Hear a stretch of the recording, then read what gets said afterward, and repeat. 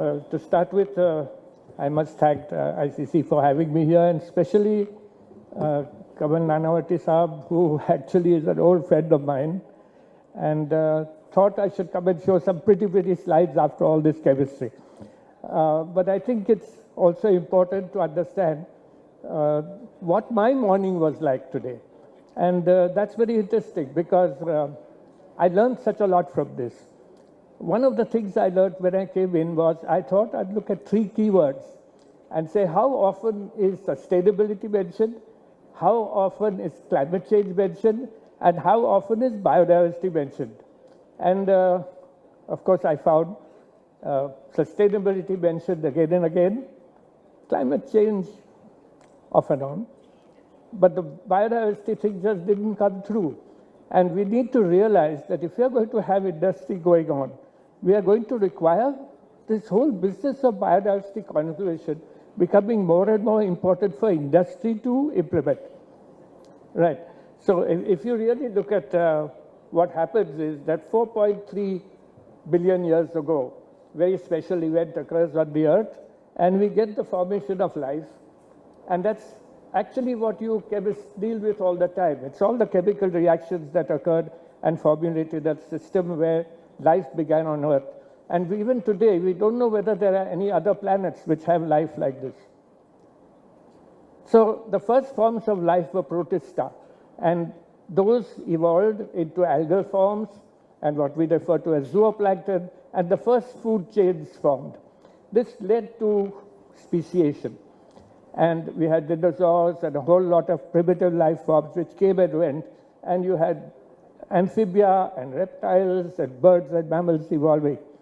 So today, if you look at this, most of the life forms on Earth today are in the insect world and in the angiosperms, and both these depend on chemicals. And the whole thing that happens is that at the end of this, in today's world, we have something like 1.9 million species. If you look at this map, we have 10 biogeographic zones in India with their own specific biodiversity. And very importantly, we have 45,000 species of plants and 95 species, 95 now, species of animals. And this means that India is a mega diversity country. And this is where all the things that you need for chemical work in the future should come from these bioproducts. All the countries' biogeographic regions are not equally rich in species, and so you have these very important biogeographic zones, the Himalayas, the Northeast, the Western Ghats, and of course the Andaman and Nicobar Islands, which have the largest number of species in India, bringing our count in India to roughly about 7th highest in the world today. We have many rare and endangered species, and I'll just talk about 2. One is the vulture population of India, which was in thousands. And I used to, as a surgeon, primarily I'm a surgeon, use diclofenac quite considerably for humans. But when diclofenac was used for veterinary science, you found that vultures were dying in hundreds. And therefore, the change of one medical product going from human use to veterinary use led to the near extinction of vultures in India. The other species is the great Indian bustard. The great Indian bustard is practically lost today. Its wide range through all the grasslands is gone. You have a small group of these birds in Rajasthan, and only very recently we have started doing ex situ conservation for these birds. So we need to understand that many species are likely to be on the brink of extinction now. Amphibia are probably very highly threatened. Orchids are highly threatened. You find all insects. We don't know enough about which are the threatened insects in the world today, and of course coral reefs. So these are the ways in which these things have gone. Today the bustard has to be now bred in captivity. In the last 4 years, we have had several successful breeding in captivity, but we still don't have the ability to release them back in the wild. We lost the cheetah in the 1950s. And the cheetah, today we are trying to bring back the African cheetah so that we can fill that niche that apex of that grassland pyramid that we want to bring back. We lost the Siberian crane. 1999, 2000 were the last 3 Siberian cranes that you see here at Bharatpur, and that's gone. We've already lost it. Just a few of the protected areas in India. We have roughly about 906 national parks, sanctuaries, and conservation reserves today. But we have a large number of traditionally conserved areas. These are our sacred groves, ponds, sacred ponds, Himalayan mountain peaks, and so on, which local people have looked after for many, many generations. And finally, we have many species which are found only in one national park or sanctuary. This is a heavy risk, because if you get a disease there for that species, we can lose it forever. So the Indian elephant and the lion are animals which are only found here, which we need to be very careful about. And they need corridors, and they need multiple protected areas. Unfortunately, lion has only one protected area. Bharatpur has been very well known. It was the Maharaja shooting ranges, and you get lakhs of birds there. But if you get a repeated drought, those migrating birds don't come back for several years. So this is one of the issues that we now come across with climate change. We have several tiger reserves now, 53 tiger reserves.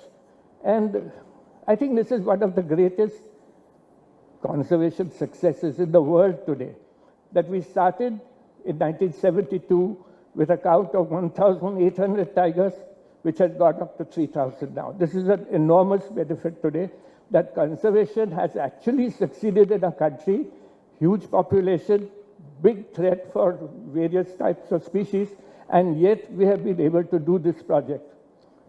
All of you know about Jim Corbett, of course, and elephants, but elephants need migratory corridors. And if we cannot give them these corridors, the elephant population must naturally affect human beings. Finally, the Kaziranga, very beautiful rhino that we have. It was down to 20. It's now fairly good population in 3 or 4 protected areas, but we've had to shift them from one protected area into another, which is a very expensive process. The islands of Andaman and Nicobar have more than 100 protected areas, but this is something now which we will have to look after very well, because it will be tourism, it needs military support, naval support to protect this as our own area, and we therefore have to understand which of these islands are prioritized for conservation. Finally, what are the threats? Of course, the threats are changes in land use, a whole lot of different types of land use in grasslands is a very important factor. Finally, what about domestic diversity? India had roughly 40 to 60,000 varieties of rice. Today, you all know how many types of rice we eat. It's just very few now. And therefore, we have lost a huge amount of biodiversity from cultivars and from livestock. Finally, why should industry support this? You know, the 2 greatest challenges that we have in our country, in the world today, and especially also in our country, are climate change and biodiversity loss. If we have to do something about this, we need help from industry to do that.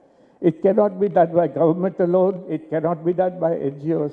We need the support of industry to do active conservation programs, and therefore bring back rewilding and bringing back areas with eco-restoration of forests, of grassland, of wetlands, and so on. And finally, we need good advocacy. I think the best way of getting advocacy is through school kids. And of course, today, if we are going to counter climate change, we will have to get into solar and wind power. And finally, looking at all those 17 SDG goals, which some of them are dealing with industry, some with governance, some with people at large. And finally, the whole of climate action that we need to take and the whole of biodiversity conservation is very closely interlinked. So I've tried to save a lot of the time for you today, And thank you very much.